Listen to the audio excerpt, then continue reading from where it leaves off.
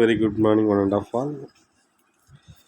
Next lesson next topic sodium bicarbonate அப்படிங்கிற topic பார்க்குறோம்.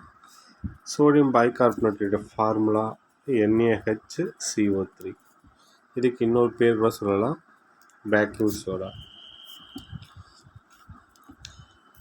Sodium hydrogen carbonate. Sodium அப்படின்னா Na, ஹைட்ரஜனா H, கார்பனேட் அப்படின்னா CO3. அப்போ சோடியம் ஹைட்ரஜன் கார்பனேட் சொல்லலாம், அல்லது பைகார்பனேட் அப்படின்னா HCO3.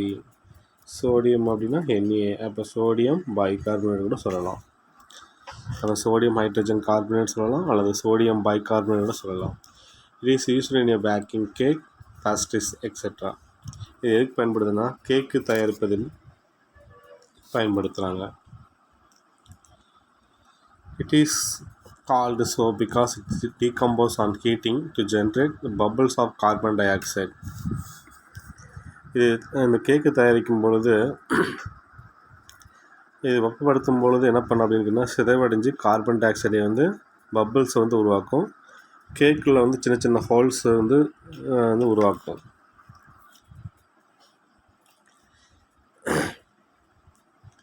leaving holes in cake or pastries and making them light and fluffy. இதை நம்ம என்ன பண்ண அப்படின்னு கேட்டால் கேக்கு தயாரிப்பில் பயன்படுத்துகிறாங்க. அதை வெப்பப்படுத்தும் பொழுது என்ன பண்ண அப்படின்னு கேட்டால் கார்பன் டை ஆக்சைடு குமிழ்கள், அது பபிள்ஸ் உருவாகும்.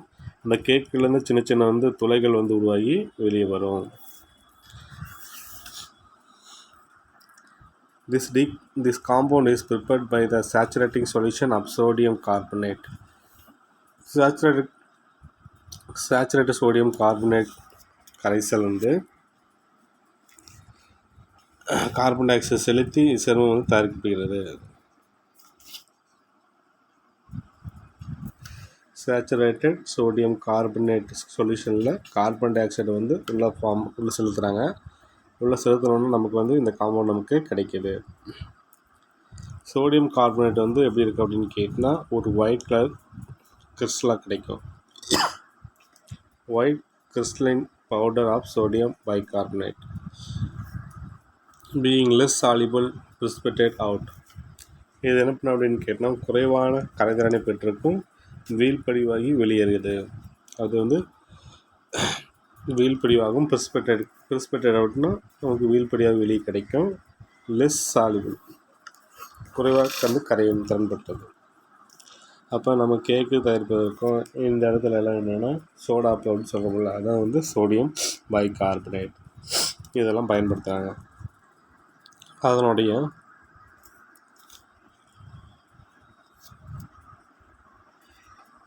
யூசஸ் என்ன?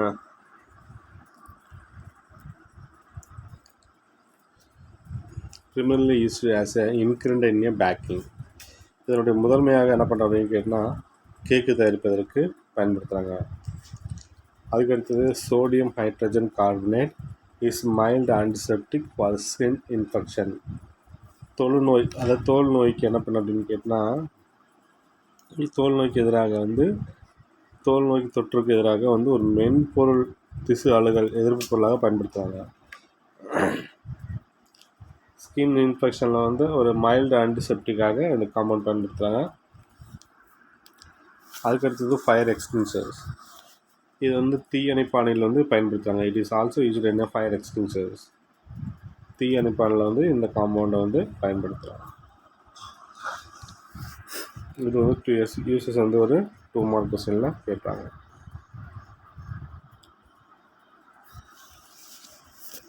சோடியம் பொட்டாசியம் அதனுடைய பயாலஜிக்கல் இம்பார்ட்டன்ஸ் என்ன அப்படின்னு பார்க்கலாம். Biological importance of the sodium and potassium. சோடியமும் பொட்டாசியமும் உயிரியல் முக்கியத்துவம் என்ன?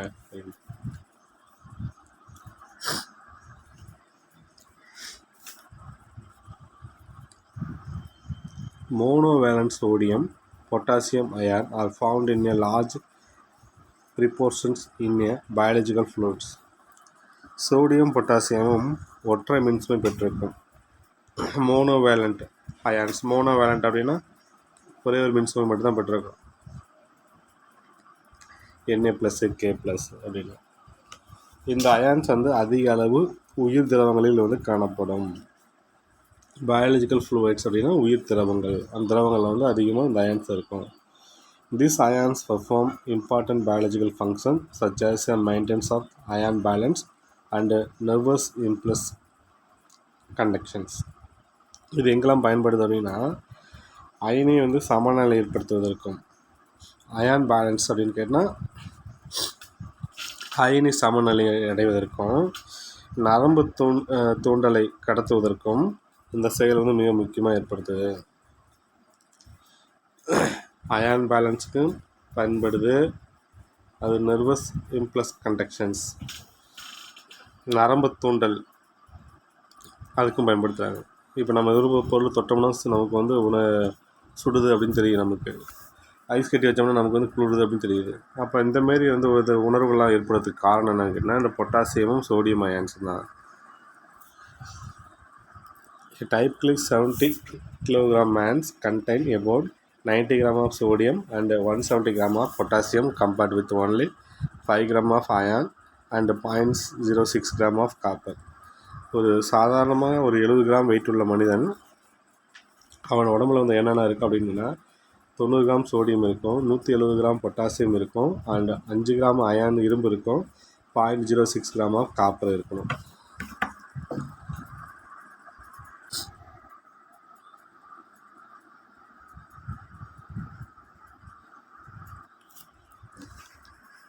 Sodium ion are found in primarily on the outside of the cell.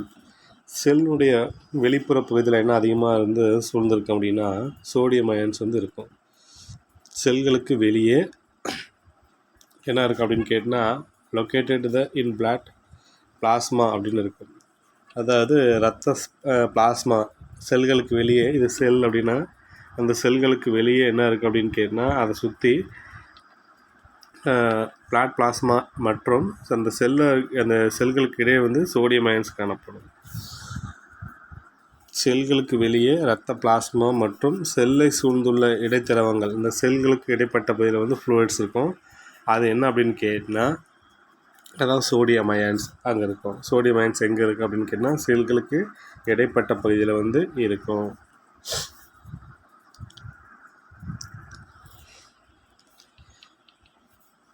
Being located in a blood plasma and the interstitial fluids with the surround of the cell. Interstitial அப்படின்னா in between கேப்பில், இந்த செல் அப்படின்னா இந்த செல்லுகளுக்கு in between கேப்பில் ஒரு fluids திரவ மாரிக்கு வந்து சோடியம் அயன்ஸ் வந்து காணப்படும். These ion participated in the transmission of the nervous signal.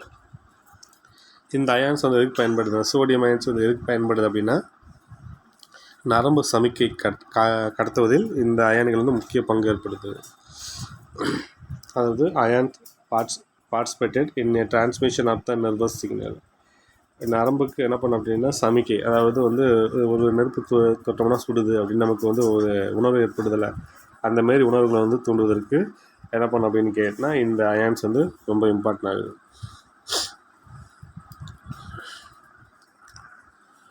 In regulating the flow of water across the cell membrane and in the transport of the sugar and amino acid into the cell. இதில் என்ன பண்ண அப்படின்னு கேட்டால் ரெகுலராக அதில் என்ன நடக்குது அப்படின்னு கேட்டால் அந்த செல்களுக்குள்ள செல் சவ்வு, இந்த செல்லுடைய மெம்பரைன் இருக்குன்னா செல் மெம்பரைனா செல்லுடைய சவ்வு, செல்லை சுற்றியும் ஒரு சவ்வு மாரி ஒன்று காணப்படும். அந்த சவ்வின் வழியே நீர் கடத்துவதற்கு, நீர் வந்து டிரான்ஸ்போர்ட் ஆகிறதுக்கும், சர்க்கரை அல்லது அமினோ அமிலங்கள் செல்லின் உள்ளே கடத்துவதற்கும் இந்த அயனிகள் வந்து முக்கிய பங்காற்றுது. செல்களுக்குள்ளே வாட்டர் போகிறதுக்கோ அல்லது சுகர் போகிறதுக்கோ அல்லது அமினோ ஆசிட் உள்ளே போடுவதற்கோ உள்ளே வந்து கடத்துவதற்கு இந்த அயனிகள் முக்கிய பங்கு இருக்குது. அப்போ சோடியம் அயன்ஸ் வந்து முக்கியமாக என்ன பண்ணணும்னா இந்த செல் இருக்குதுன்னா இந்த செல்லோட உள்ளுக்குள்ளே வந்து எது உள்ளே வந்து டிரான்ஸ்போர்ட் ஆகிறதுக்கு, transport of sugar and amino acid and இதெல்லாம் வந்து உள்ளே போகிறதுக்கு வந்து என்ன பண்ண அப்படின்னு கேட்டால் இந்த சோடியம் அயன் வந்து உள்ளே யூஸ் ஆகுது. Sodium and potassium although similar chemically ஒரே மாதிரியாக இருக்கும். சோடியம் மற்றும் பொட்டாசியம் வந்து ஒத்த வேதி பண்புகளை கொண்டு வந்த போதிலும் இந்த அயனிகள் வந்து கடத்து முறை வழிமுறைகள் வந்து மற்றும் நொதிகள் செயலும் வைப்பதில் செல் சுரை விடுவதில் இந்த குறிப்பிடத்தக்க வேறுபாடு பெற்றிருக்கும். சோடியம் பொட்டாசியமும் ஒரே மாதிரியான கெமிக்கல் ப்ராப்பர்ட்டிஸ் வச்சுருந்தாலும் இந்த different quantitative in their ability to penetrate cell membrane. அந்த செல்லுக்குள்ளே ஊடுருவதில் வந்து டிஃப்ரெண்ட்டாக இருக்கும். எதுனா சோடியம் ஊடுருவதும் டிஃப்ரெண்ட்டாக இருக்கும், பொட்டாசியம் ஊடுருவதல் உள்ளே போகிறதும் டிஃப்ரெண்ட்டாக இருக்கும். பெனிட்ரேட் அப்படின்னா என்னதுன்னா பெனிட்ரேட் செல் மெம்பரின். அந்த செல் மெம்பரினுக்குள்ளே சோடியம் உள்ளே போகிறதும் பொட்டாசியம் உள்ளே போகிறதும் வந்து டிஃப்ரெண்ட்டாக இருக்குது. இது ரெண்டுமே ஒரே மாதிரியான கெமிக்கல் ப்ராப்பர்ட்டிஸ் வச்சுருந்தாலும் அந்த செல் மெம்பரினுக்குள்ளே உள்ளே போகிறோடைய தன்மை வந்து டிஃப்ரெண்ட் குவான்டிட்டியில் இருக்கும், டிஃப்ரெண்ட் அளவில் இருக்கும்.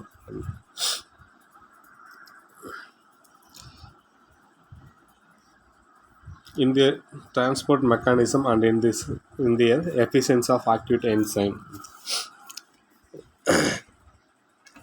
இந்த செல் திரவங்கள் இருக்கிற அந்த செல்ஃப் ஃப்ளூயிட்ஸ் இருக்கலாம். செல்ஃப் ஃப்ளூயிட்ஸில் வந்து பார்த்தீங்கன்னா பொட்டாசியம் அயன் வந்து அதிக அளவு காணப்படும்.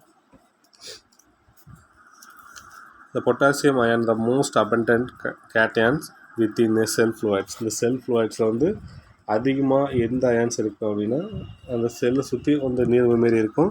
அந்த நீர்மத்தில் அதிக அயான்ஸ் எது இருக்குன்னா பொட்டாசியம் தான் இருக்கும். வேர் தே ஆக்டிவேட் மெனி என்சைம். இது வந்து பல நொதிகளை செயலுற செய்கிறது. அதாவது ஆக்டிவேட் என்சைம் அப்படின்னா நொதிக்க செய்கிறது ரொம்ப அதிகமாக வந்து செயல்படுது.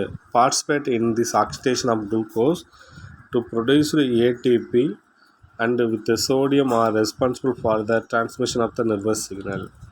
இது எதுக்கு பயன்படுது, பொட்டாசியம் எதுக்கு பயன்படுது அப்படின்னா பல என்சைம்களை பல ஆக்டிவேட் என்சைம் வந்து நொதிக்க செய்யும். குளுக்கோஸை ஆக்சிஜனேற்றம் செய்து ஏடிபியை உருவாக்குகிறது. குளுக்கோஸை என்ன பண்ணுது அப்படின்னு கேட்டால் ஆக்சிடேஷன் பண்ணுது. குளுக்கோஸை ஆக்சிடேஷன் பண்ணி எதை உருவாக்குது அப்படின்னா ஏடிபி இந்த காம்பவுண்டை உருவாக்கியது.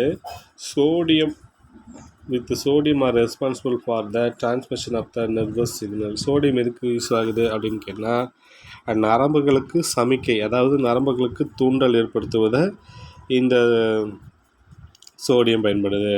அப்போ இது ரெண்டுமே என்ன பண்ண அப்படின்னு கேட்டால் மிக முக்கியமாக நம்ம உடம்புல வந்து இருக்குது.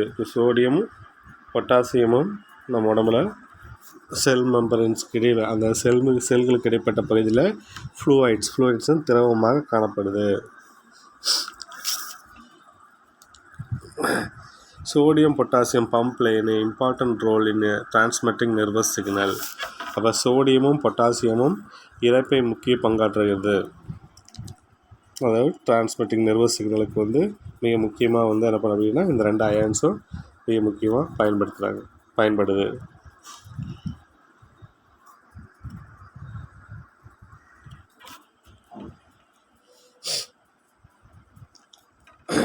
இதான் வந்து செல் மெம்பரினுடைய டயக்ராம். இல்லை செல் மெம்பரின் என்பது அந்த ரவுண்டாக இந்த இதில் அந்த ரவுண்டாக தான் செல் மெம்பரின். இந்த செல் மெம்பரினுக்கு இன்பிட்வீன் கேப்பில் வந்து பார்த்தீங்கன்னா சோடியம் வந்து ஃப்ளூயிட்ஸ் இருக்கும். சோடியம் பொட்டாசியம் இருக்கும். இது வந்து சோடியம், க்ரீன் கலருக்கு வந்து சோடியம், இந்த வயலட் கலருக்கு மாதிரி பொட்டாசியம். இது ரெண்டுமே இந்த செல் மெம்பரினுக்கு இன்பிட்வீன் கேப்பில் வந்து இன்டர்ஸ்டிஷியல் பொசிஷனில் வந்து லிக்விட் ஃப்ளூயிட்ஸ் அப்படி, அதாவது நீர்ம திரவமாக வந்து காணப்படும். இது ரெண்டுமே என்ன பண்ணும் அப்படின்னு கேட்டால் சமிக்கை, அதாவது நர்வஸ் சிக்னல்ஸ் ஏற்படுத்துவது, நரம்புகளுக்கு சமிக்கை தூண்டல் ஏற்படுத்துவதற்கு இது வந்து பெரிதும் உதவியாக இருக்குது.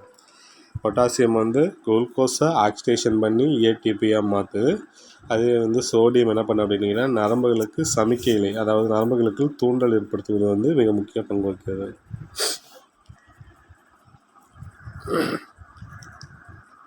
இந்த கொஸ்டின் வந்து ஒரு 5 மார்க் கொஸ்டின் கேட்பாங்க. பொட்டாசியம் அண்ட் சோடியத்தோடைய பயாலஜிக்கல் இம்பார்ட்டன்ட் என்ன அப்படின்னு கேட்பாங்க. Alkaline earth metal. Alkaline earth metal எது செகண்ட் குரூப் 2 தான் வந்து alkaline earth metal. Beryllium, magnesium, calcium Ca, strontium Sr, barium BA and radium RA. இது எல்லாமே என்னதுன்னா செகண்ட் குரூப் எலமெண்ட்ஸு. மேலேருந்து கீழே வந்து மூவிங் டவுன் ப்ளோ. இந்த குரூப் 2 இந்த modern periodic table. Modern periodic டேபிளில் என்னென்ன வந்து எலமெண்ட்ஸ் இருக்குது செகண்ட் குரூப்பில் அப்படின்னா பெர்லியம் இருக்குது. Containing elements beryllium, magnesium, calcium, strontium, barium and radium. These elements with the expectation of the beryllium are commonly known as a alkaline earth metal. இதில் வந்து பார்த்தோன்னா பெர்லியத்தை தவிர மற்ற தனிமங்கள் வந்து ஆக்சைடு மற்றும் ஹைட்ராக்சைடுகளை காரத்தன்மை பெற்றுள்ள மற்றும் அவற்றின் ஆக்சைடுகள் புவியியல் தாதுகளாக காணப்படும். எது வந்து ஆக்சைடு வந்து ஹைட்ராக்சைடு காரத்தன்மை பெற்றிருக்கும் அப்படின்னா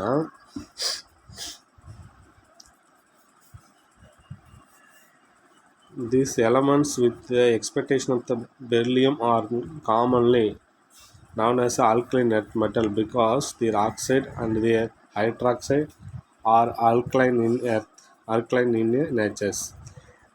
இது ரெண்டு இந்த தனிமங்களை வந்து தனிமங்களின் ஆக்சைடுகள் மற்றும் ஹைட்ராக்சைடு காரத்தன்மை பெற்றிருக்கும். இந்த பெர்லியத்தை தவிர மீதி எல்லா தனிமமும் என்ன பண்ணும், ஆக்சைடு அண்ட் ஹைட்ராக்சைடு தன்னிச்சை தன்மையை பெற்றிருக்கும். and this metal oxide are found in earth crust. இவனுடைய புவியினுடைய தாதுகளாக காணப்படும் தன்மை வந்து அதிகமாக இருக்கும். காரமண் பொதுவாக என்று அழைக்கிறது. this metal oxide are found in earth crust. இந்த மெட்டல் ஆக்சைடு வந்து பூமியினுடைய மேற்பரப்பில் வந்து ரொம்ப அதிகமாக கிடைக்கும். பெர்லியம் வந்து இப்படி தான் இந்த கலரில் இருக்கும். மெக்னீசியம் இந்த கலரில் இருக்கும். அதுக்கடுத்தது கால்சியம், ஸ்ட்ரான்சியம், பேரியம், ரேடியம். இது வந்து ரேடியோ ஆக்டிவ் எலமெண்ட்ஸ்.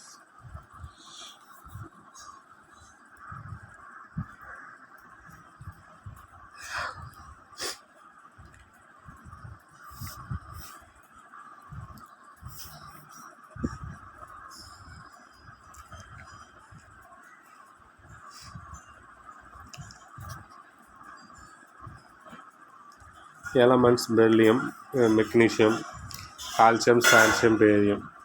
பூமியில் வந்து இந்த பூமியினுடைய மேற்பரப்பு வந்து எவ்வளோ பார்ட்ஸ் பர் மில்லியன், ppmனா பார்ட்ஸ் பர் மில்லியனில் எவ்வளோ கிடைக்குது அப்படின்னு பார்க்குறோம். நம்ம பெர்லியம்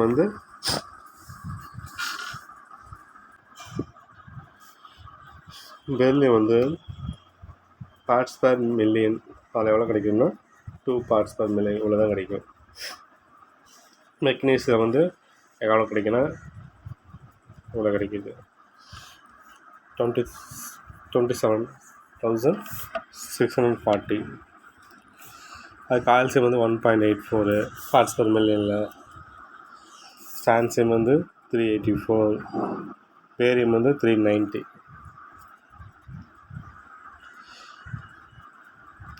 பெர்லியம் வந்து அதிகமாக எதில் கிடைக்கும் அப்படின்னா எந்த மினரல்ஸ் அப்படின்னா எந்த தாதுக்கள்னா பெரைல், அதனுடைய ஃபார்முலா Be3Al2Si6O18. கார்னலைட். மெக்னீசியம் அதிகமாக எதில் கிடைக்கும் அப்படின்னா இந்த கார்னலைட், டோலமைட் இதில் தான். அதனுடைய ஃபார்முலா பாருங்கள், KCl(MgCl2) 6H2O. டோலமைட் வந்து மெக்னீசியம் கார்பனேட், கால்சியம் கார்பனேட், இது ரெண்டும் சேர்ந்து தான் டோலமைட். கால்சியம் வந்து fluorapatite, CF5PO4 thrice PF. Celestite SrSO4. அதுக்கடுத்து பேரைட்ஸ் BSO4. இதில் வந்து ஒரு 1 மார்க் கொஸ்டின் கேட்பேன். ஏதோ ஒன்று கொடுத்துட்டு இதனுடைய ஃபார்முலா கொடுத்துட்டு அதனுடைய மினரல்ஸ் எது, ஃபார்முலா எது அப்படின்னு கேட்பேன். அது வந்து 1 மார்க் கொஸ்டின் கேட்க வாய்ப்பு நிறையா இருக்குது. இதை பார்த்து நெக்ஸ்ட்டு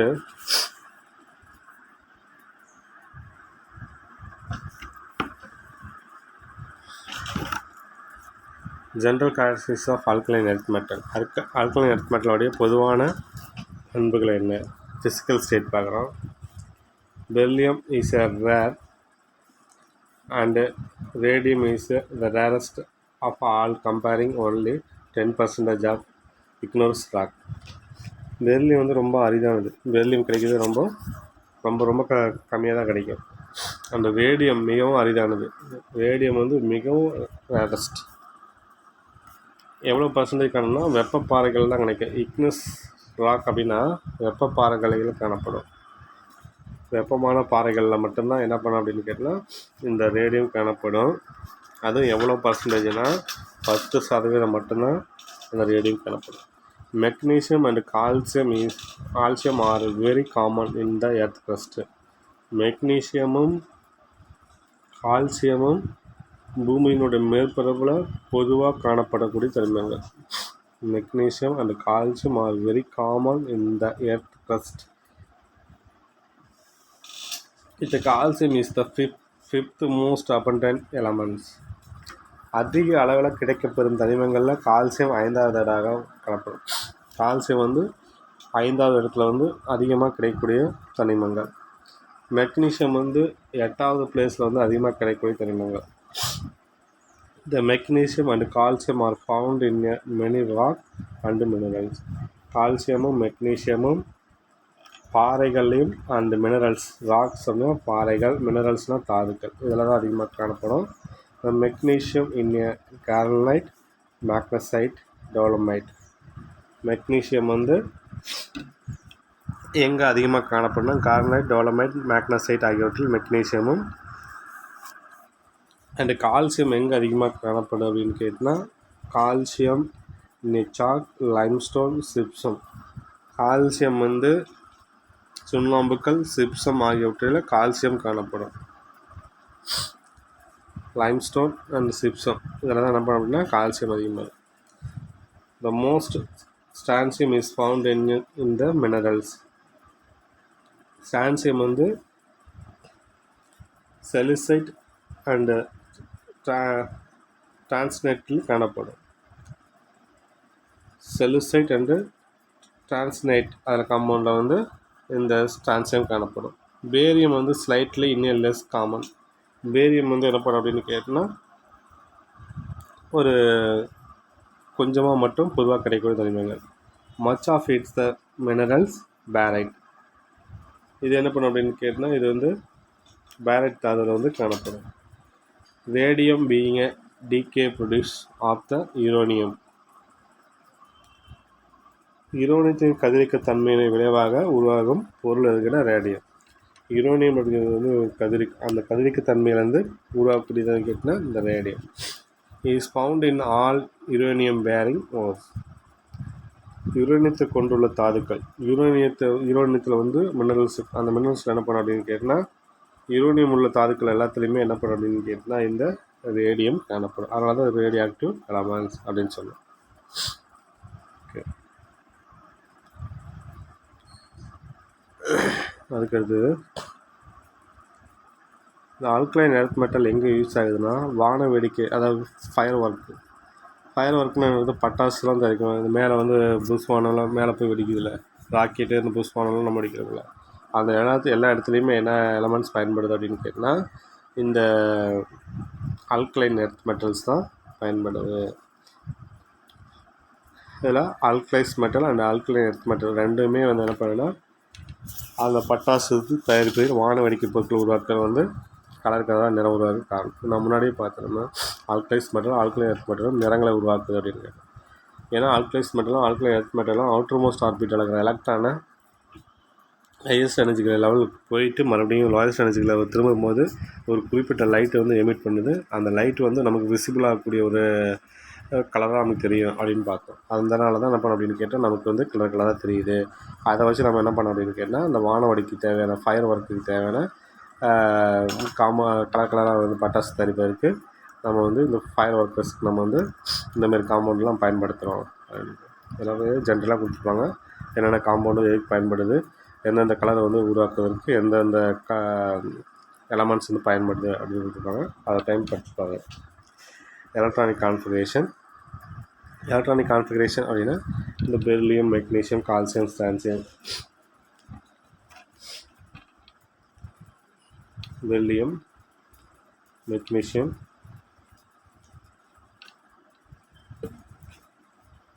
கால்சியம், ஸ்ட்ரான்சியம், பேரியம். இப்போ எக்ஸாம்பிள் வந்து எழுத பாருங்கள் 1s2. எழுதுகிற atomic number hydrogen, helium, lithium, beryllium. Atomic number 4. இப்போ நம்ம 1s2 2s2 எழுதுமா. இந்த அவுட்டர் மோஸ்ட் 2 எலக்ட்ரான் இருக்குது, அந்த 2 எலக்ட்ரான் வெளியே போயிடும்.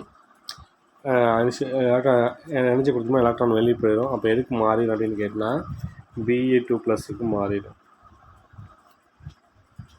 இப்போ பி இருக்குது, அட்டாமிக் நம்பர் 4, 1s2 2s2.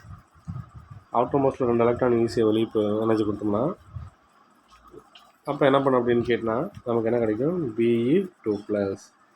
அப்போ அதனுடைய அவுட்டர் மோஸ்ட்டில் வந்து 2 எலக்ட்ரான் வெளியே போகிறதுனால Be2+ மாறும். அப்போ என்ன இருக்கும்னா 1s2 தான் இருக்கும்.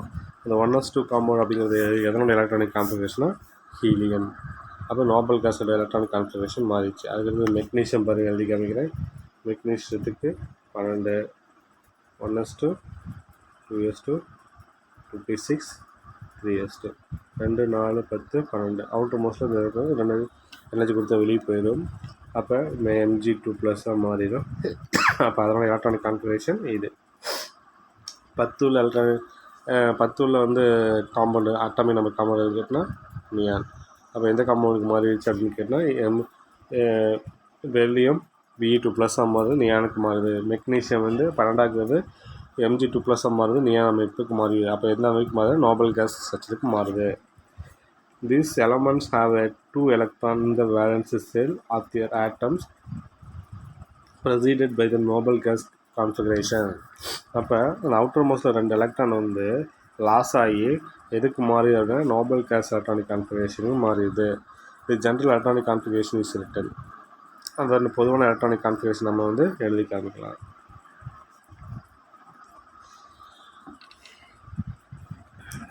இப்போ என்ன 1s2 2s2 எதுக்கு, பெரிலியத்துக்கா. அப்போ இந்த 1s2க்கு பதிலாக நம்ம என்ன பண்ணலாம் அப்படின்னு கேட்டால் ஹீலியம் போட்டுக்கலாம். 2s2. அதுக்கடுத்து மெக்னீஷியத்துக்கு என்ன பண்ணலாம், 1s2 2s2 2p6. இது வரைக்கும் 10 உள்ளது நியான். அப்புறம் இங்கே என்ன இருக்குது 3s2. அப்போ இந்த இதில் நோபல் கேஸ் போட்டுட்டு அப்புறம் சிம்பிளாக 2s2 அப்புறம் 3s2 நியான் போட்டு 3s2 அப்படின்றதெல்லாம்.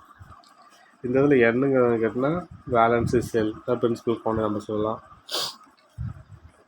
இந்த 1s2 2s2 இதுதான் வந்து என். இந்த இடத்துல 1 இங்கே 2 அதான் வந்து என்னோட வேல்யூ. இங்கே பெரிலியம் அட்டாமிக் நம்பர் வந்து 4 இருக்குதா. அட்டாமிக் 4 நம்ம எப்படி எழுதுவோம், 1s2 2s2. இந்த 2 இருக்கிறது அட்டாமிக் நம்பர் 2 உள்ளது இது ஹீலியம். அப்போ ஹீலியம் நம்ம எப்படி எழுதுவோம், 1s2 எழுதுவோம். அப்போ இதுக்கு பதிலாக நம்ம என்ன எழுதிக்கிறோம், ஹீலியம்னு எழுதிக்கிறோம். அதுதான் இந்த ஹீலியம் கொடுத்துருப்பாங்க. அதுக்கடுத்து மெக்னீஷியோட இப்போ அட்டாமிக் நம்பர் எவ்வளவு 12 அப்படிங்கும்போது 1s2 2s2 2p6 3s2. இது வரைக்கும் நம்ம என்ன 10 உள்ள காம்பவுண்டு இது அட்டாமிக் நம்பர் இது நியானுக்கு வந்து அட்டாமிக் நம்பர் 10. அப்போ நம்ம என்ன பண்ணணும், ஷார்ட்டாக நியான் போட்டு 3s2 எடுக்கலாம். அதேமாதிரி ஆர்கானுக்கு 18 அட்டாமிக் நம்பர். அப்புறம் இங்கே வந்து 4s2 வரணும். 18 மேலே 2 20 22 கால். இதுமாரி என்ன பண்ணோம் அப்படின்னு கேட்டால் நம்ம வந்து இப்போ பெருசாக எழுதுறதுக்கு போகலாம் 1s2 2s2 2p6 3s2 இப்படி நம்ம நீட்டாக பெருசு ரொம்ப லாங்காக எழுதுறதுக்கு போகலாம் ஷார்ட்டாக இந்த மெத்தடில் இதுமாரி இப்படி ஹீலியம் அந்த நோபல் கேஸுடைய அமைப்பு போட்டு அப்புறம் 3s2 2s2 3s2 4s2 5s2 6 7s2 போட்டிங்கன்னா இந்த எலக்ட்ரானிக் கான்ஃபிகரேஷன் நமக்கு கிடைச்சிடும்.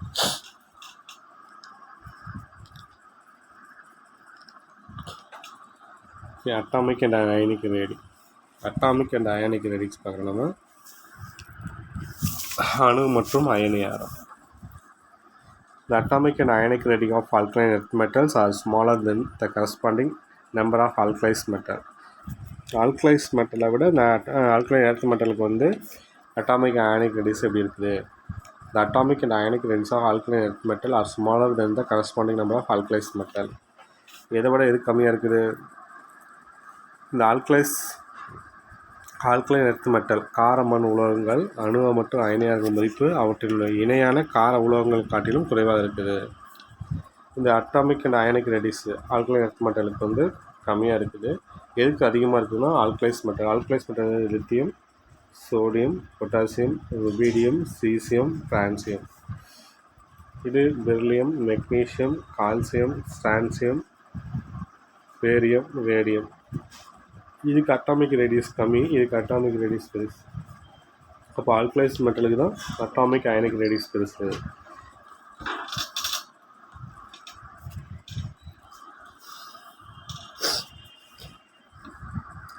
என்ன காரணம் அப்படின்னு கேட்டால், திஸ் இஸ் டியூ டு என்ன காரணம், the fact of group 2 elements have a higher nuclear charge. அதனுடைய அணுக்கரு மின்சுமை வந்து அதிகமாக பெற்றிருப்பதனால இந்த குரூப் 2 எலமெண்ட்ஸ் வந்து அதிகமான அணுக்கரு மின்சுமை பெற்றிருக்கிறதுனால that allow electron to be attract more strongly towards the nucleus. இப்போ நியூக்ளியஸ் என்ன பண்ண அப்படின்னா அவுட்டர் மோஸ்ட் ஆர்பிட்டல் எலக்ட்ரானை ஈஸியாக என்ன பண்ணிக்க அப்படின்னு கேட்டால் உள்ளே வந்து அணுக்கரை நோக்கி உள்ள வலிமையாக கவரப்படும். அப்போ 1s2 இங்கே 2s2 outer most orbital electron அந்த நியூக்ளியஸு, இந்த நியூக்ளியஸோட சார்ஜ் என்ன பண்ண அதிகம். இதுக்கு சார்ஜ் என்னதுன்னா ஹையர் நியூக்ளியர் சார்ஜுங்க. அப்போ இந்த ஆல்கலைன் எர்த் மெட்டலுக்கு வந்து நியூக்ளியர் சார்ஜ் வந்து அதிகம். இது அவுட்டர் மோஸ்ட் ஆர்பிட்டல் எலக்ட்ரானை உள்ளே வந்து அட்ராக்ட் பண்ணி உள்ளே இழுக்கும். அப்போ உள்ளே இழுக்கும்போது இந்த 2 எலக்ட்ரான் உள்ளே வந்துருச்சுன்னா அப்போ இந்த ஆர்பிட்டல் எலக்ட்ரான் இல்லாமல் போயிடும். அப்போ என்ன மட்டும் இருக்கும், அப்போ இந்த ஃபஸ்ட் ஆர்பிட்டல் மட்டும்தான் இருக்கும். அப்போ அட்டாமிக் அயனிக் ரேடியஸ் என்ன ஆயிடுது, குறைய ஆரம்பிச்சிடும். அப்போ குறைய ஆரம்பிச்சுன்னா என்ன இருக்கும் அப்படின்னா அட்டாமிக் அயனிக் ரேடியஸும் குறைவாக இருக்கும். அப்போ ஆல்கலைஸ் மெட்டல் தான் ரொம்ப அதிகமாக இருக்கும். அப்போ ஆல்கலைன் எர்த் மெட்டலுக்கு குறைவாக இருக்கும். இப்போ ஆல்கலைன் எர்த் மெட்டலுக்கு அட்டாமிக் அயனிக் ரேடியஸ் குறைவாக இருக்க காரணம் கேட்டால் higher nuclear charge that allow electron to attract more strongly towards the nucleus. Nucleus என்ன பண்ணும், அவுட்டர் மோஸ்ட் ஆர்பிட்டல் எலக்ட்ரானை ரொம்ப அட்ராக்ட் பண்ணி ரொம்ப அதிகமாக இழுக்கும். அப்படி இழுக்கும்போது அதனோட சைஸ் வந்து கொலாப்ஸ் ஆக அதிக வாய்ப்பு இருக்குது. ஆன் மூவிங் டவுன் குரூப் மேலேருந்து கீழே வர பெரிலியம், மெக்னீஷியம், கால்சியம், ஸ்ட்ரான்சியம் மேலேருந்து கீழே வர ஆன் மூவிங் டவுன் குரூப்பில் இதுதான் மேலேருந்து கீழே வர the radius due to the gradual increase in the number of the shell on the screening effect. மேலேருந்து கீழே வர அதனுடைய அட்டாமிக் அண்ட் அயனிக் ரேடியஸ் வந்து இன்க்ரீஸ் ஆகும். இப்போ இதோட சைஸ் பார்த்தீங்கன்னா இப்படி இருக்குது. கீழே இன்னும் பார்த்தீங்கன்னா இதோட சைஸ் இன்னும் பெருசாகும். சைஸ் இன்னும் வந்து கீழே வர பெருசாக, அப்போ இந்த டிஸ்டன்ஸ் பார்த்தீங்கன்னா பெருசாகிட்டே இருக்கும். ஃபஸ்ட்டு 2 இருக்குது, டிஸ்டன்ஸ் இவ்வளோ இருக்குது. அதுக்கடுத்து 3 செல் இருக்கும்போது ஒரு டிஸ்டன்ஸ், அதுக்கடுத்து இன்னும் சைஸ் பெருசாகும். அது அப்போ அட்டாமிக் அயனிக் ரேடியஸ் கீழே பார்த்தீங்கன்னா பெருசாகிட்டே இருக்குது, கீழே வர பெருசாகிட்டே இருக்குது. ஸ்க்ரீனிங் எஃபெக்ட்டும் இருக்குது. ஸ்க்ரீனிங் எஃபெக்ட்னா என்ன அர்த்தம், இந்த அவுட்டர் மோஸ்ட் ஆர்பிட்டல் இருக்கிற எலக்ட்ரானை வந்து மறைக்கக்கூடியது. இருக்கிற எலக்ட்ரானை இது அட்ராக்ட் பண்ணி உள்ளே வராமல் தடுக்கிறது. இந்த செல் தடுக்கும், இந்த செல் தடுக்கும், இந்த செல், இந்த செல், இந்த செல். அதுக்கு தான் ஸ்க்ரீனிங் எஃபெக்ட்டு. இதுவும் அதிகரிக்குது அப்படின்னு. அப்போ இது மாதிரி 2 மார்க் கொஸ்டின் கேட்போம். Alkalis metal, alkaline earth metal எதுக்கு அட்டாமிக் ரேடியஸ் அதிகம், காரணத்தை எழுது, வை ரீசன் அப்படின்னு கேட்போம். எதுக்கு அதிகம், ஏன் வந்து அதிகமாக இருக்குது அப்படிங்கிறத நாம் எழுதணும். ஏன் அந்த இது கம்மியாக இருக்குது, இதுக்கு ஏன் அதிகமாக இருக்குது.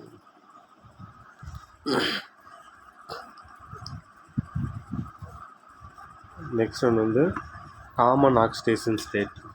காமன் ஆக்சிடேஷன் ஸ்டேட்னா பொதுவான ஆக்சிடேஷன் நிலை.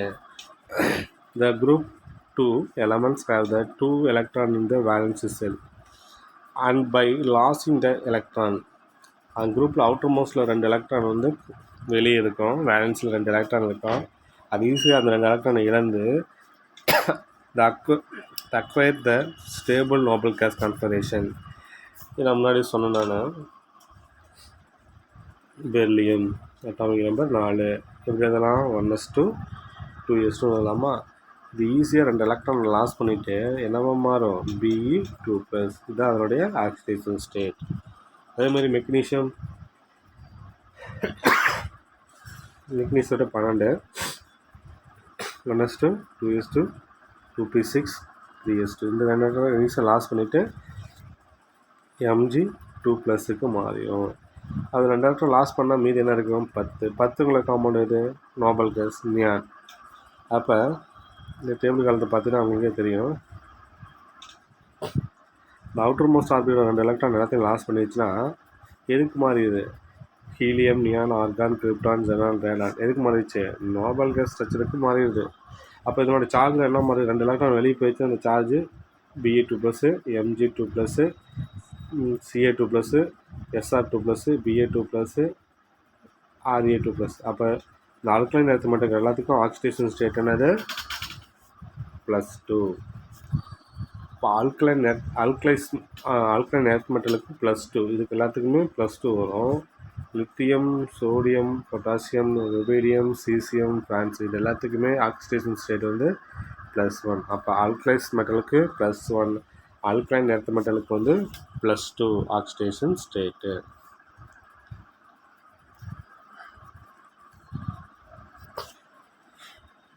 Exhibit the +2 oxidation state in their compound. இப்போ ஆல்கலைஸ் மெட்டலுக்கு எல்லாத்துக்கும் அந்த சிறுமத்தில் வந்து ஆக்சிடேஷன் ஸ்டேட் என்னென்னா +2. அயனைசேஷன் என்தால்பி அயனியாக்கம் ஆற்றல். Due to fairly large size of the atom, alkaline earth metal so have low ionization enthalpy when compared to the B black element. B black elements இந்த alkaline earth metals compare பண்ணுறாங்க. எதுக்கு அயனியாக்கம் ஆற்றல் அதிகம். B black elements ஒப்பிடும்பொழுது காரமான உலோகங்கள் அதாவது alkaline earth metal ஓரளவுக்கு பெரிய உருவளவு பெற்றிருப்பதால். அப்போ எதுக்கு வந்து உருவளவு பெருசு அப்படின்னா இந்த பி பிளாக் எலமெண்ட்ஸை விட ஆல்கலைன் எர்த் மெட்டலுக்கு தான் வந்து உருவளவு பெருசு.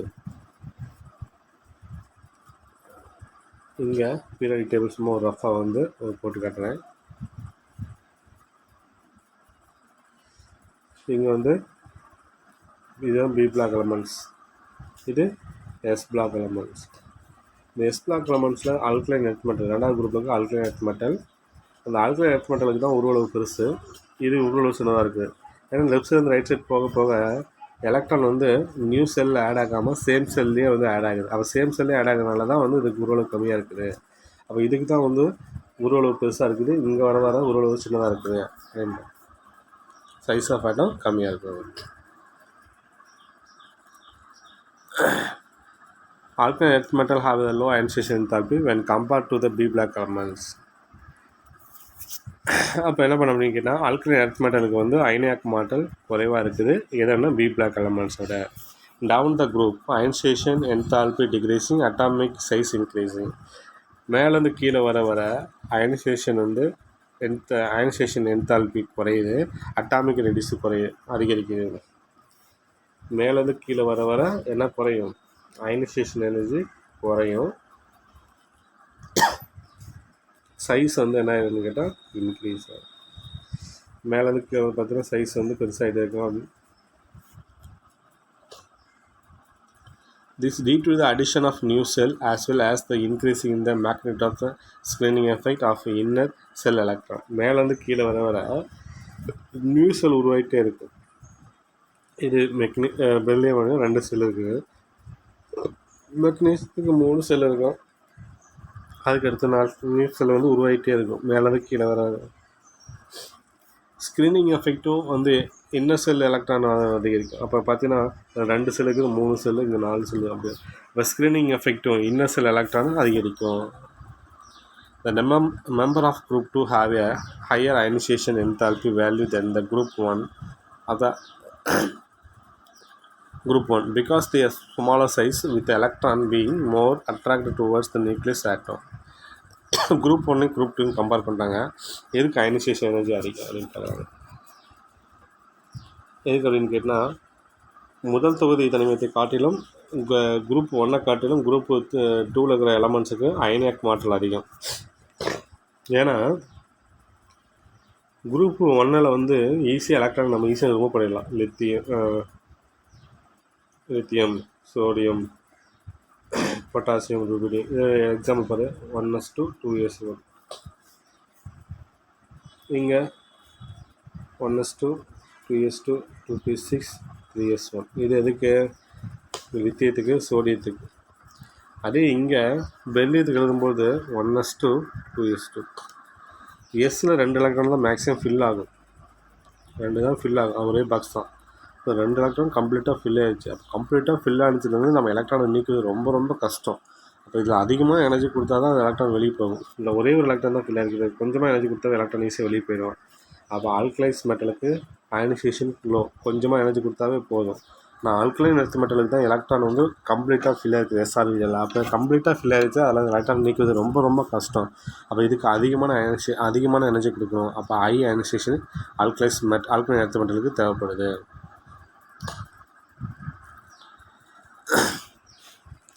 Because they smaller size. Group 1 எப்படி இருக்குன்னா, குரூப் 1 குரூப் 2 கம்பேர் பண்ணும்போது எப்படி இருக்குது?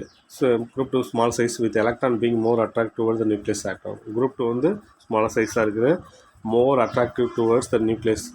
அது அவுட்டர் மோஸ்ட் ஆர்பிட்டல் எலக்ட்ரான் வந்து நியூக்ளியஸ் ரொம்ப அட்ராக்ட் பண்ணி உள்ள இழுக்கும். That correspondingly they are less electropositive than the alkalis metal.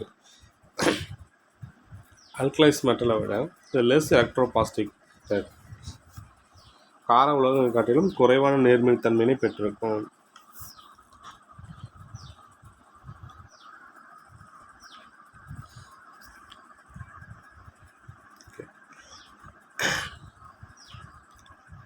Physical properties கொடுத்துருக்காங்க ஆல்கலைன்ஸ் எர்த் மெட்டலுக்கு.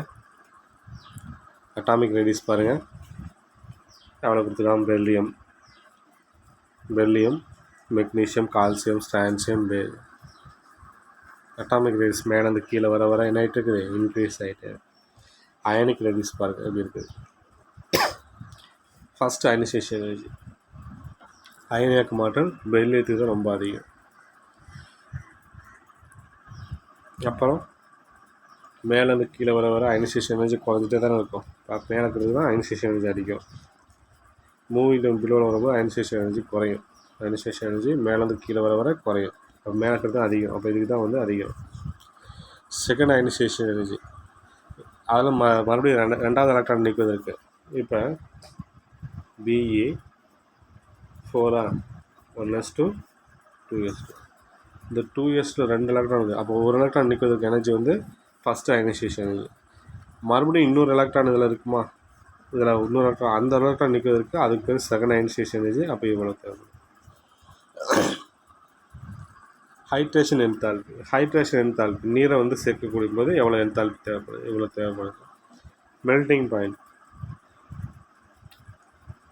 பாயிலிங் பாயிண்ட், உருகுநிலை கொதிநிலை கொடுத்துருக்காங்க. டென்சிட்டி கொடுத்துருக்காங்க, அடர்த்தி கொடுத்துருக்காங்க. அது ஸ்டாண்டர்ட் பொட்டன்ஷியல், அதாவது திட்ட மின்னழுத்த மதிப்பு. எலக்ட்ரோநெகட்டிவ் வேல்யூ, ஃபாலிங் ஸ்கேலில் வந்து எலக்ட்ரோநெகட்டிவ் வேல்யூ எவ்வளோ?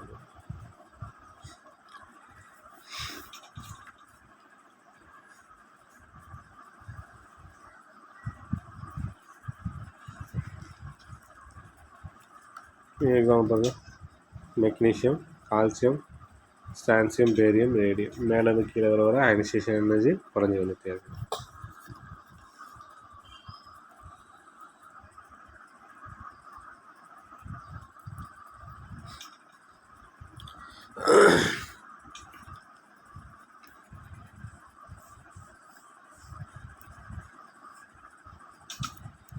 Although first ionization energy value of alkaline earth metal are higher than the alkalis metal. இந்த ஆல்கலைஸ் மெட்டலை காட்டிலும் ஆல்கலைன் எர்த் மெட்டலுக்கு முதல் அயனியாக்கு மாற்றல் குறைவாக இருக்குது. இப்போ ஆல்கலைஸ் மெட்டலும் ஆல்கலைன் எர்த் மெட்டல்ஸையும் கம்பேர் பண்ணுறாங்க. ஆல்கலைஸ் மெட்டலை காட்டிலும் ஆல்கலைன் எர்த் மெட்டலுடைய ஃபஸ்ட்டு அயனைசேஷன் ஆற்றல் வந்து குறைவாக தான் இருக்குது. அப்போ வந்து ஆல்கலைஸ் மெட்டல், இங்கே ஆல்கலைன் எர்த் மெட்டல். இதில் வந்து எலக்ட்ரான் நீக்குவதற்கு எனர்ஜி, இதில் இருக்க எலக்ட்ரான் நீக்குவதற்கு எனர்ஜி வந்து எப்படி இருக்குதுன்னு கேட்டால், இதுக்கு தான் வந்து ஆல்கலைன் எர்த் மெட்டல் வந்து எலக்ட்ரானை ஈஸியாக, இதுக்கு வந்து ஃபஸ்ட் அயனைசேஷன் எனர்ஜி வந்து ஆல்கலைன் எர்த் மெட்டல் ஹையர் தென் த ஆல்கலைஸ் மெட்டல்.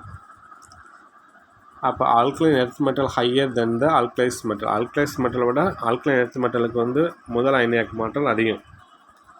இரண்டாம் அயனியாக்க ஆற்றல் மதிப்பு செகண்ட் அயனைசேஷன் எனர்ஜி பார்க்குறோம் நம்ம. The IE2 second ionization value alkaline earth metals are much smaller than those of alkalis metal. Alkalis metal விட alkaline earth metal second electron நீக்குவதற்கு energy வந்து குறைவாக தான் இருக்குது. This occurs because in alkalis metal our second electron is to be removed from cations. அந்த alkalis metal வந்து second electron நீக்குவதற்கு நம்ம என்ன பண்ணோம் அப்படின்னா அது கேட்டன்ஸில் நீக்கிறோம். அது ஆல்ரெடி எதுக்கு மாறிடுதுன்னா நோபல் கேஸ்க்கு மாறிடுது. இங்கே பார்த்தீங்கன்னா லித்தியம் அட்டாமிக் நம்பர் 3 1s2 இதில் ஈஸியாக ஒரு எலக்ட்ரான் ஃபஸ்ட் எலக்ட்ரான் நீக்கிடலாம். அப்போ இதுக்கு low ionisation energy, first ionization energy low. இங்கே பெர்லியம் 1s2 இதில் வந்து எலக்ட்ரான் நீக்க முடியாது, ரொம்ப கஷ்டம். அப்போ அதிகமான எனர்ஜி கொடுக்கணும். அப்போ அயனைசேஷன் எனர்ஜி வந்து இது ஃபஸ்ட் அயனைசேஷன் எனர்ஜி அதிகம். இப்போ அது alkalis metal first ionization energy low, alkaline earth மெட்டலுக்கு ஃபஸ்ட் அயனைசேஷன் எனர்ஜி அதிகம். இது முதல் ஒரு எலக்ட்ரான் நீக்கிட்டோம்னா ஒரு எலக்ட்ரான் போயிடுச்சுன்னா மீது எதுக்கு மாறிடுது 1s2க்கு மாறிடுமா, அப்போ ஹீலியத்துக்கு மாறிடுது, நோபல் கேஸ்க்கு மாறிடுது. மறுபடியும் செகண்ட் எலக்ட்ரான் நீக்கணும்னா 1s2 தான் போய் நீக்கணும். அப்போ இதில் வந்து மறுபடியும் எலக்ட்ரான் நீக்கிறது ரொம்ப கஷ்டம். அப்போ வந்து செகண்ட் அயனைசேஷன் எதுக்கு அதிகம்னா ஆல்கலைஸ் மெட்டலுக்கு அதிகம். இதில் பார்த்தீங்கன்னா இதில் வந்து ஒரு எலக்ட்ரான் மட்டும் இன்னொரு இருக்கும், 2s2ல் ஒன்று போச்சு இன்னும் ஒன்று இருக்கும். அப்போ வந்து 2sலேருந்து ஒரு எலக்ட்ரான் நம்ம என்ன பண்ணோம் ஈஸியாக நீக்கிடலாம். அப்போ வந்து ஆல்கலைஸ் மெட்டலில் first ionization energy low, alkaline earth மெட்டலுக்கு ஃபஸ்ட் அயனைசேஷன் எனர்ஜி அதிகம். அதே செகண்ட் அயனைசேஷனுக்கு நம்ம கம்பேர் பண்ணும்போது ஆல்கலைஸ் மெட்டலுக்கு வந்து செகண்ட் அயனைசேஷன் எனர்ஜி அதிகம், ஆல்கலைன் எர்த் மெட்டலுக்கு வந்து செகண்ட் அயனைசேஷன் லோ. ஏன்னா அது வந்து ஃபஸ்ட்டு ஆல்கலைஸ் மெட்டல் வந்து ஒரு எலக்ட்ரான் நீக்கின பின்னாடி நோபல் கேஸ் ஸ்ட்ரக்சருக்கு மாறிடுச்சு. நோபல் கேஸ் ஸ்ட்ரக்சர்லேருந்து எலக்ட்ரான் நீக்குவது ரொம்ப கஷ்டம். அதிகமாக எனர்ஜி கொடுத்தா தான் அது நீக்கும். அதுதான் reason. which has already acquired noble gas ஸ்ட்ரக்சருக்கு மாறிடும் alkalis metal. In case of alkaline earth metal, the second electron is removed from the monovalent cation. அப்போ செகண்ட் எலக்ட்ரான் நீக்கினா நம்ம என்ன பண்ண அப்படின்னா மோனோவேலன்ட் கேட்டன் ஈஸியாக என்ன பண்ணாங்கன்னா which still has a one electron in the outermost, ஒரு எலக்ட்ரான் ஈஸியாக இருக்கும், அது ஈஸியாக நம்ம நீக்கிடலாம். அது alkaline earth metal. This second electron can be removed more easily than the group 2. அப்போ group 2ல் செகண்ட் எலக்ட்ரான் நீக்கிறது ரொம்ப ஈஸி. ஆனால் ஆல்கலைஸ் மெட்டலில் செகண்ட் எலக்ட்ரான் நீக்கிறது ரொம்ப ரொம்ப கஷ்டம். இது ஒரு 2 மார்க் கொஸ்டின் கேட்பாங்க, நோட் பண்ணி வச்சுக்கோங்க.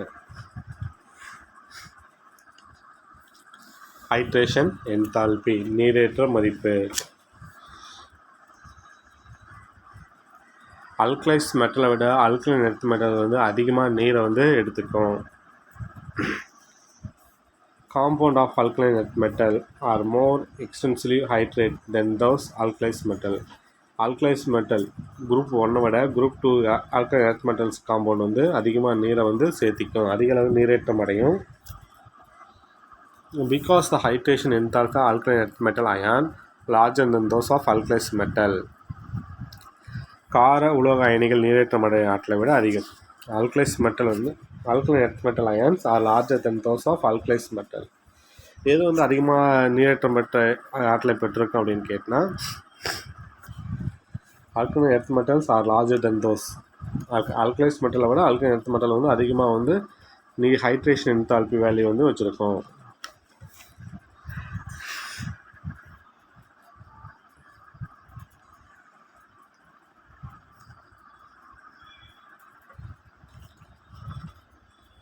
Like alkalis metal ions, the hydration enthalpy of alkaline earth metal ions also decreasing with increasing ionization of the group. கார உலோகங்கள் போன்று காரமான உலோக அயனிகள் ஆரம் தொகுதியில் அதிகரிக்கும் போது அவற்றின் நீரேற்ற ஆற்றல் குறைகிறது.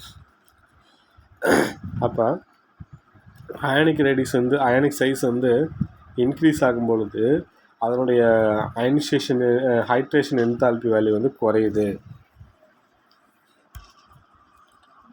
இப்போ alkalis metal ion hydration enthalpy alkaline earth metal ion also decrease. alkalis metal போலவே alkaline earth metals-உம் ஹைட்ரேஷன் என்தால்பி குறையுது. ஏன்னா ரேடியஸ் வந்து சைஸ் அயனிக் சைஸ் இன்க்ரீஸ் ஆகும்போது அதனுடைய ஹைட்ரேஷன் என்தால்பி குறையுது.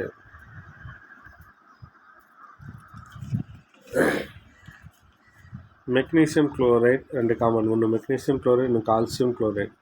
as exit their hydrate crystal. இது ரெண்டுமே நீர் எடுத்துக்குது, 6 டைம் நீர் எடுத்துக்குது இந்த 2 சால்ட்டுமே respectively. NaCl and KCl don't form such as hydrate. NaCலும் KCலும் என்ன பண்ணும் அப்படின்னு கேட்டால் இந்த ஹைட்ரேட்டு தருவதில்லை, அதுமாரி நீர் வந்து எடுத்துக்காது.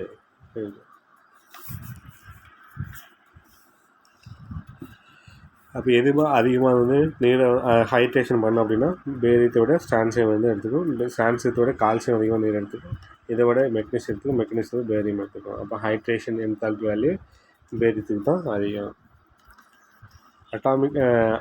அட்டாமிக் சைஸ் இன்க்ரீஸ் ஆகும்போது நீர் எடுத்துக்கூடிய தன்மை கம்மியாக இருக்கும், ஹைட்ரேஷன் என்தால்பி வேல்யூ கம்மியாக இருக்கும். பேரியத்துக்கு கம்மியாக தான் இருக்கும் அட்டாமிக் சைஸ், இது பார்த்தா இன்னும் பெருசாக இருக்கும் மெக்னீஷியம். அப்போ அட்டாமிக் அயனிக் சைஸ் பெருசாக இருக்கும்போது நீர் எடுத்துக்கூடிய ஹைட்ரேஷன் என்தால்பி வேல்யூ ரொம்ப கம்மியாக இருக்கும்.